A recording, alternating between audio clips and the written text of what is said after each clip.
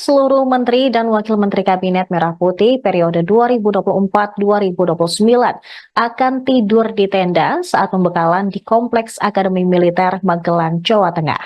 Pembekalan ini nantinya digelar pada Jumat hingga Minggu pada 25 hingga 27 Oktober 2024.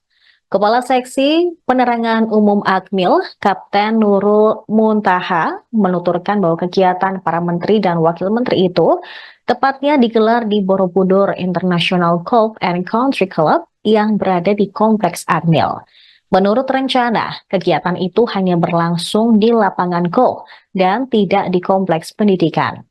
Selama mengikuti kegiatan, para menteri dan wakilnya akan menginap di tenda.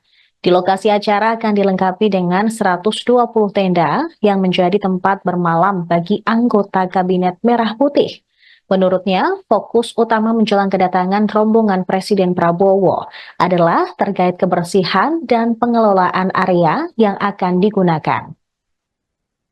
Di sisi lain, para menteri bakal mengenakan seragam militer bergaya khusus. Seragam khusus bergaya militer ini juga telah diberikan kepada menteri dan wakil menteri. Sementara itu, Wakil Menteri Dalam Negeri Bima Arya mengungkap setiap anggota kabinet telah menerima satu set pakaian lengkap untuk acara tersebut.